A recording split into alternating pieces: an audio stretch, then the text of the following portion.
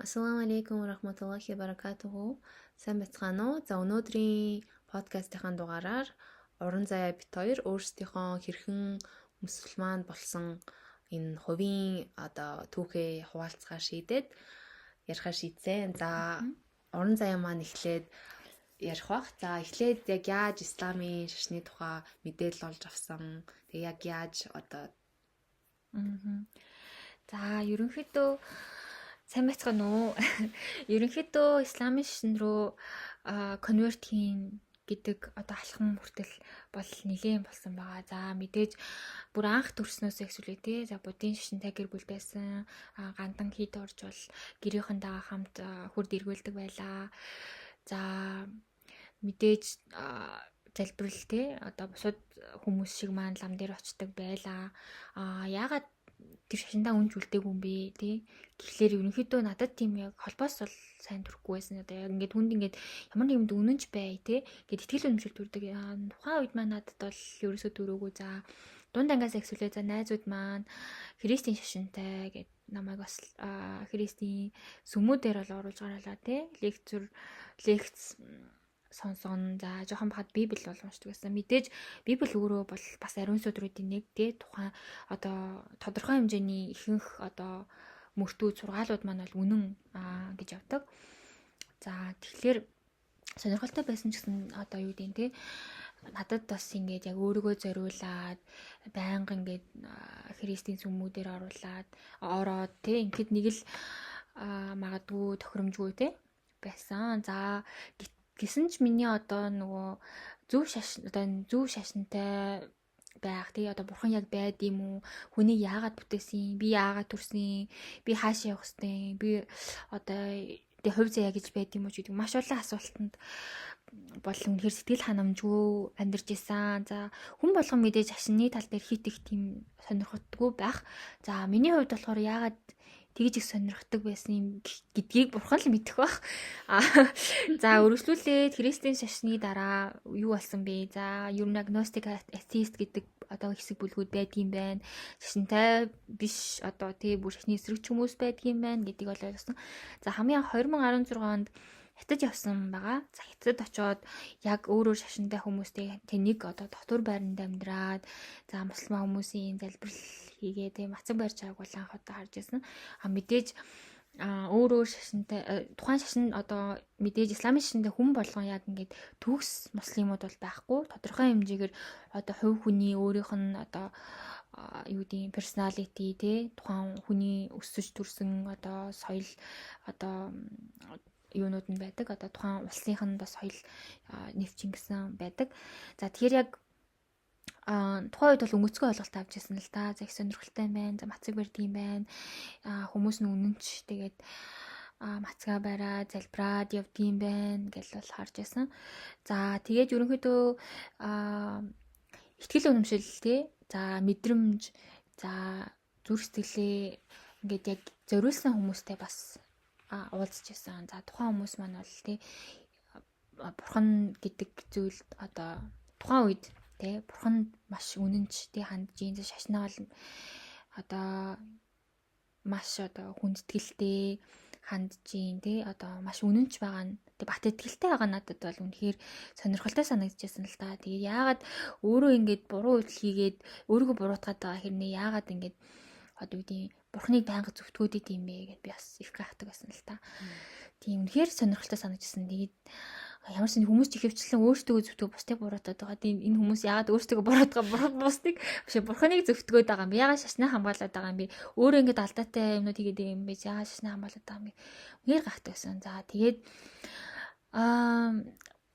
үргэлжлүүлээд за манай шашны тий дэлгэжсэн элчин нарын түүхийг бол YouTube-ээр сонсч байсан байгаа. За тэгээд элчин нар гэдэг хүмүүс ямар хүмүүс байсан тий үнэхээр үлгэр жишээ тий хүмүүс хүн төрлөختөн дундаас үнэхээр жигшигдсэн хамгийн сайн характертай, хамгийн сайн үйлдэл хийдэг, хамгийн сайн яриатай тий үнэхээр тэмцэн сэтгэлээсээ тэгээд үнэхээр хэцүү зүйлсийг бол хамгийн зөв аргаар тий туулж ясан тийм хүмүүсийг бол санагдчихсан. Тэгээд надад тэр нь бол үнэхээр импрешн болж байсан. Ягаад тий ёс зүй энэ нийгэмд тий хүн ягаад ёс зүйтэй байх ёстой гэдэг юм уу маш олон ойлголтыг одоо нөгөө элчин нарын түүхүүдээс бол сонсож явж байсан. Өөрөөр хэлбэл ингээд элчин нарын түүхийг сонсоод одоо тэр тухайн элч нарт бол үнэхээр татагдчихсан гэсэн үг. Яг ийм л хүн байх хэрэгтэй юм байна гэдэг ойлголтол авчихсан. За үргэлжлээ яагаад энэ хүмүүс ийм байсан юм бэ те гэдгийг бол судалсан. За ингээд судлаад явхаар ерөнхийдөө ислам шашин гэдэг бол үнэхээр үзэсгэлэнтэй те дотор нь ингээд хүнд зориулсан бүх одоо зүйлс байд юм байна. За яг хүний одоо хэрэгцээтэй тий одоо тухайн жишээ надад ямар ч тийм амар амгалан гэдэг юм байгаагүй тий би үнэхээр ингээд амар тайван байхаг бол үнэхээр хүсэжсэн. Тэгээд бас ингээд одоо юу гэдэг сайн сайхан мэдрэмж аваад тий байхаг хүсэжсэн. Ислам шашин маань нэгдүгээрт миний бүх асуултанд бол хариулж чадсан. За хүн яагаад төрсөн тий одоо ингээд одоо сүнс гэж байд юм уу ч гэдэг юм уу тий хүн өгөхөөрэ хаашаа явдгийг. За дахин төрөх тий за бурхан хүн хоёрын холбоос. За яагаад ингээд бурхан ингээд элч нар илгээд номд илгээд байсан юм бэ те яагаад ингээд яг хүмүүс ингэж боддог л да бурхан ингээд хүмүүсийг бүтээчээд ингээд хайцсан ч юм уу зарим хүмүүс тэгж боддог. Бурхан бол яг исламын шашинд бурхан бол хаяагүй те бурхан өөрөө хүнийг бүтээсэн. За үргэлжлүүлээд зохицуулдаг тухайн хүний одоо ажил үеэс те одоо хүн өглөөнөөс орой хүртэл тий ажил хөдөлмөрлөө эрхэлж гин. За шүн ингээд хүн амарч гин. Бүх үйлдэл бол тий бурханы хараанд ор байдаг гэдэг тийм одоо өөрийгөө бүрэн даатгах цорын ганц зүйлтэй учирсан гэсэн. Өөрөөр хэлэх юм бол энэ хорвоо дэлхий дээр те хүн итгэл найдвар гэдэг юм ямар нэг юмд өөр юм зориулслаа. За хин нэгэнд одоо хит итгэжлээ. Тэглээгээд хүн одоо хамгийн амжилтанд хүрдэг юм хязээ нэгэн цагт тэр итгэл үнэмшин үнэхээр алдрах тохиолдол болсон дөө байдаг. Тэгэхээр энэ цорын ганц бурхан гэдэг нийгэм маань өөрөө болохоор одоо тий одоо миний одоо гэж ярих юм бол миний итгэлийг бол одоо хизээч алдаж байгаагүй.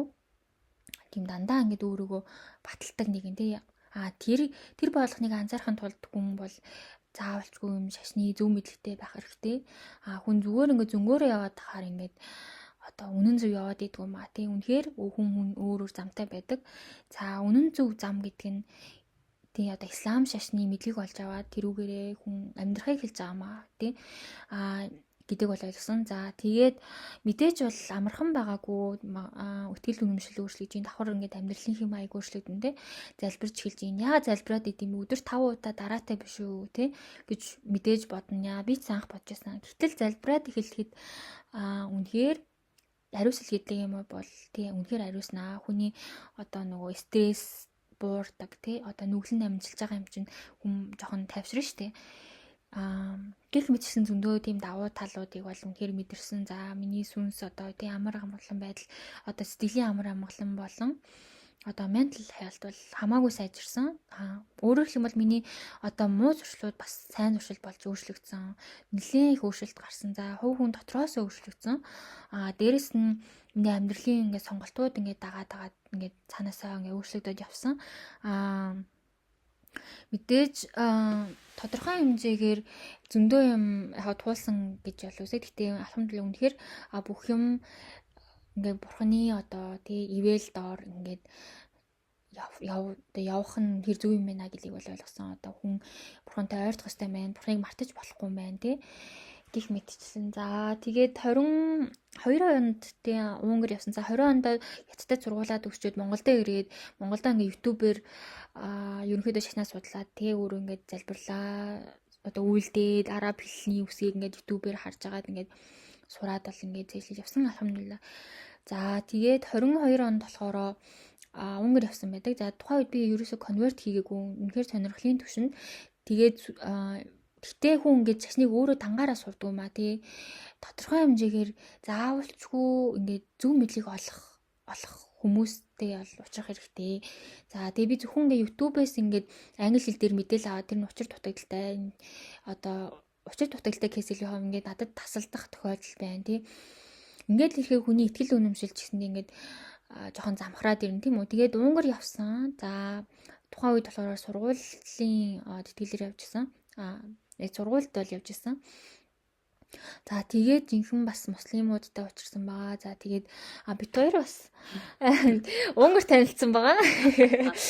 Тийм тэгээд бас ерөнхийдөө Унгар яваад тухайн жилийнхаа тий одоо өвөл нь 23 оны 3 сард яг шахаад байгаа хэлээд конверт болж исэн. Анх конверт болоод үнэхээр амар амгалан гэдэг юм яг юу байдаг гэдэг анх удаа л мэдрээд хэрэг баярлжсэн. Жинхэнэ бурхан гэж байдаг юм байна. Муу бурхан биш юм байна. Маш сайн бурхан юм байна тий. Одоо бүх талаар миний итгэл үнэмшил бол үнэхээр дээцэгтэй анх бол үржсэн. За тэгээд үргэлжлүүлээд тухайн хүмүүс маань за үнэн олчлоо. Үргэлжлүүлээ зөв замаар яаж явах юм бэ гэхээр заавалчгүй зөв мэдлэг олж авах хэрэгтэй байдаг. За зөв мэдлэг те тухайн үед муслим community гээд тий халахаа групп гээд одоо ийм муслим охтуудтай за ингээд мэдлэг түгээх олж авах тийм группт бол хамрагдаад дээрээс нь бид хоёр онлайн сургалтанд бол хамрагддаг байсан. Өндөр маань бол ерөнхийдөө тэр онлайн сургалтанд хамрагдаад бол хэдэн жилийн нүүрийг үзсэн байсан. Миний бодлохоор дөнгөж эхэлж байсан гэсэн. За түүнээс хойш бол тий ерөнхийдөө яг зөв замаар ингээд үргэлжлүүлж явахын тулд заавалчгүй мэдлэгээ ингээд нэмэгдүүлж ингээд буруу ойлголтоос салж үнэн зөвтэй аль болох ингээд ойрхон байх хэрэгтэй байдаг. За тэгээд миний туршлага гэх юм бол үнэхээр одоо баяртай байдаг. Зөндөө юм бол сурж авсан. За тухайн зүйлсийг үнэн гэдэг бас амьдрал дээр зөндөө баталж харуулж байсан. За тэгээд цаашдаа ч гэсэндээ ингээд өөрчлөлт сураад хийж бүтээгээ тэгээд тулах юм бол зөндөө байх иншaallah. За миний төх юм байна. Баярлалаа. За баярлалаа. За одоо би эхлэх юм. За миний төх болохоор би бас анх яг 10 жилээ төгсчөөл шууд яг Унгарт тэтгэлгээр явж байсан. Тэгээд тухайн үед бол Унгарт очоод яг ийм international буюу олон улсын маш олон төрлийн ингээд оюутнуудтай уулзаад тэгээд манай яг тэр ангид байсан хүүхдүүдийн бараг 50% шахуу муслим байсан. Тэгээд би болохоор өөрөөсөө исламын шашны тухай ямар ч юм ойлголтгүй ийм яг ямар шашин байдیں۔ Яг яагаад ийм хижаб альчуур боодیں۔ Гэт маш их асуулт байсан. За тэгээд тухайн бүх одоо ийм асуулт байх болгонд нь би одоо яг ангийнхаа хүүхдүүдээс асуугаад яг яагаад юм мэдэхгүй байгаа, яагаад залбиртیں۔ Яагаад альчуур зүүж байгаа ингээд бүх юмыг нь асуухад айгүй тийм илтгэхээр хариулж исэн. Тэгээд ялангуяа надад бурхны илч гэсэн ойлголт айгүй тийм шин зүйл байсан гэх юм уу. Одоо буддын шашинд ч яг тиймэрхүү зүйл байдгүй болохоор одоо бүх юм надад бол амар шин байсан гэсэн. Ялангуяа одоо жишээлбэл ингээд христийн шашинтай хүмүүс одоо исламын шашинг одоо сонирхох юм бол илүү өөрсдөд нь хүн байгаа. Буддын шашинтай хүмүүс ялангуяа ингээд исламын шашинд яг анх одоо жишээлбэл шууд одоо Кораныг унших юм бол жоохон ойлгоход төвөгтэй юм шиг санагдчихсан. Би яг 2016 оноос ахуулаад ерөнхийдөө муслим хүмүүс байдığım байна, исламын шашин гэж байдığım байна гэдгийг мэдчихээд тэгээд яг 2018 онд Монгол хэл дээрх Кораныг уншиж исэн. Монгол руу буцаж зуны амралтаараа Монгол руу буцаж ирээд тэгээд тухайн үед уншиж байхдаа айгүй гоё юм түүхүүд байна. Тэгээд яг бол би бол ингээл яг энэ номд итгэчих юм бол ингээл муслим болол яг ингээд бидний одоо ингээд харж чадахгүй байгаа бүх тэр зүйлсээ ингээд миний ертөнцийн хувьд бол үнэн болох юм байна гэдгийг ухаарад тэгээд ингээд жоохон айжсэн гэх юм уу. Ингээд зөвөр муслим болохын тулд одоо ингээл 5 удаа залбирна, архиуж болохгүй, одоо тамхи татчих болохгүй гэл маш олон ийм хязгаарууд байдаг. Одоо тийм зүйлсүүд байдаг болохоор тухайн үед болохоор за ер нь бол энэ бол үнэн шашин юм байна. Би хизээ нэгэн цагт энэ шашинд орох хүсэлтэй байна. Гэхдээ би одоо залуу байна. Би одоо өөрийнхөө хүснээр амьдрмаар байна гэд яг тухайн үед яг тэгэж бодоод яг тэр шашнаа ингээд их амар судалгаа болцсон хайцсан байсан. Тэгээд буцаад 2020 онд яг миний төгсдөг жил пандемик болоод одоо COVID-19-ийн халдвар түгээд одоо хүн болгон гэртээ байгаад маш олон хүмүүс ингээд амьдралаа тунгааж эхэлсэн. Тэрнийх нь нэг нь бас би. Тэгээд тухайн үед бас ингээд ковидын үед ингээд гэртээ ганцаараа амар юм жоох юм депресд гэдэг байгаа юм шиг амар тийм хийцгүй. Тэгэл ингээд амар сонин юм гунигтай хизээч би өмнө амьдралаа нэг тийм бодож байгаагүй. Нэг юм амар депрессэнд ч юм орно гэж бодож байгаагүй. Тэгсэн мөртл ягаад ч юм тухайн хэсэг хугацаанд яг тийм амьдралын нэг жоох юм нэг хэцүү үе байсан гэх юм уу. Нэг хэцүү зүйл болоогүй ч гэсэн зүгээр л ингээд сэтгэл готролтой тийм байсан. Тухайн үед би яг найзтайгаа яриад тэгэл тухайн найз маань ингээд исламын шашинд ерөнхийдөө юм depression гэдэг зүйлийг одоо ингэж давдаг. Одоо бид нар иймэрхүү зүйлд итгэдэг гэл ингээл бүх юмнуудаа надад яриад би тэгээд YouTube дээр өөрөө ийм Омар Сулейман эднэргээд маш олон ийм англи хэл дээр одоо исламын талаар маш ийм амархан хэлбэрээр ярьдаг тийм имам буюу одоо тийм шашны төлөөлөгч гэдэг ч юм уу тийм хүмүүсийн подкастууд болон тэр YouTube дээрх тийм жижиг хэмжээний бичлэгүүдийг үзэж агаад тэгээд Кораныг бас ингээд дахиж уншдаг ч юм уу гэж бодож байгаа л тэгэл яг ингээд тухайн үед чинь 2020 он тэгэл яг 5 сар болж исэн. Тэгээд 5 сарын болж байхад яг Рамадан эхлээд би тэгээд яг ингээд нэг Рамаданаар зүгээр л яг юм нөгөө нэг хүмүүс чинь мацаг барьж байгаа. Манай найзууд бас мацаг барьж исэн. Тэгээд тухайн үед би бас найзуудтайгаа нийлээд 2 хоног мацаг бариад тэгээд яг мацаг барьсныхаа дараа одоо би одоо юм яг муслим бишээрээ мацаг барьж байгаа юм чи одоо миний одоо юм шагнал гэдэг ч юм уу ингээд мэдээж муслим хүн одоо яг хийх ёстой зүйлээ хийх юм бол мэдээж аллах одоо бурхан ямар нэг одоо ингээд шагнал өгж байгаа одоо чиний сайн үйлс нэмэгдэж байгаа. Тэгэхээр би одоо муслим биш тэгсэн мөртлөө ингээд мацаг барьж байгаа юм чи надад миний тэр шагнал оногдохгүй байгаа юм байна да гэж бодоод тэгэл муслим болцдог ч юм болоо гэж бодоод тэгсэн мөртлөө бас амар айж байгаа шүү дээ. Манай гэр бүлийн хинч муслим биш. Тэгээд YouTube-ээс яг анх тийм convert буюу одоо яг шашнаа солисон хүмүүс байдгийг мэдсэн. Тэгээд исламын шашин бас ингээд нэгдсэн маш олон зөвхөн одоо ингээд өмнө болохоор би зөвхөн арабууд л одоо исламын шашныг дагдаг гэсэн тийм бодолтой байсан бол одоо ингээд Европ ханаас чамаагүй дэлхийн өнцөг булан бүрээс ийм исламын шашинд орсон маш олон хүмүүс байдаг. Тэгээд би бол ганцаараа биш юм байна гэдгийг олж мэдээд тэгээд яг 3 дахь мацаг барих өдрөө за би ер нь муслим болмоор байна гэд тэгээд яг шахаад байгаа авч ирсэн. Тэгээл тэрнээс хойш яг хүмүүс ингээд асуудаг л одоо ингээд исламын шашинд орсноо харамсдаггүй гэдэг ч юм уу тиймэрхүү юм асуудаг. Миний бол ганц харамсан зүйл нь ягаад би одоо ингээд олж мэдснээсээ хойш шууд одоо исламын шашинд ороогүй юм бэ л гэсэн тийм эрт ягаад ороогүй юм бэ л гэсэн тийм харамсал байдаг. Ягаад гэвэл исламын шашин хичнээн одоо ингээд гаднаас нь харахад одоо юм бартаатай гэдэг ч юм уу ингээл маш олон зүйл хийх ёстой ч гэсэн одоо ингээд нэгэнт исламын шашинд орсон байхад ингээд амар амгалан гэдэг зүйлийг бол одоо юутай ч харьцуулшгүй тийм маш тийм өнөд чухал зүйл гэдгийг олж мэдсэн. За тэгээд мэдээж уран зайгийн хэлснээр надад бол маш их асуулт байсан. Тэгэхээр тэр бүх асуултад исламын шашин бол ингээд 100% хариулж чадсан. Тэгээ одоо ч гэсэн ямар нэг ингээл амьдралд ямар нэгэн бэрхшээл тулгархад дандаа исламын шашнаас одоо бүх хариултуудаа авдаг. Тэгээд тийм болохоор хичнээн одоо жишээлбэл исламын шашинд ороод бүх юм ингээд гоё болно гэсэн үг ш. Гэхдээ чи одоо яг яаж амьдралыг зөвөөр асуудлуудаа шийдээд яг зөв амьдрахыг олж мэднэ. Тэгээд би болохоор яг ингээд яг хичнээн одоо 20-д хүрсэн ч гэсэн яг ингээд нэг амьдралын ухаан байхгүй ч юм уу яг нэг тиймэр мэдэрдэг байсан. Харин исламын шашинтай болсноос хойш илүү ингээд юмыг тунгаадаг болсон. Одоо жишээлбэл хүмүүс зүгээр ингээд сохроор дагах гэл одоо зүгээр ингээд хижаб эднэр зөөж мөхөр чи зүгээр л амар юм экстрим байна эднэр гэж хэлдэг. Өрөөсөө тийм зүгээр л юм мухар сүсгтэй байна гэдэг. Харин исламын шашин бол ингээд бүх юмыг амар логиктоор одоо асуултанд хариулдаг. Тэгээл ингээд маш юм critical thinking буюу юм шүүмжлэл сэтгэлгээ хүртэл маш их хөгжсөн.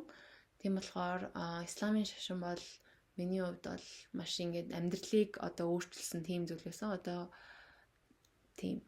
За нэг тиймэрхүү түүхтэй байна. Тийм хоёрын түүх нэг иймэрхүүтэй байна.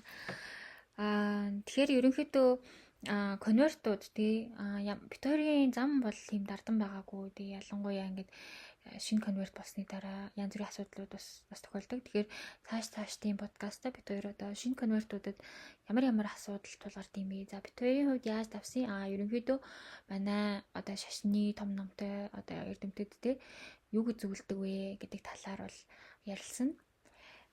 За өнөөдрийн подкаст таалагдсан бол комент бичээд сэтгэлдүүлэлтэйгээрээ. За тэгээд асуулт байх юм бол бит хоёр руу channel руу бичиж болно. Тийм за баярлалаа. Ассаламу алейкум ва рахматуллахи ва баракатуху.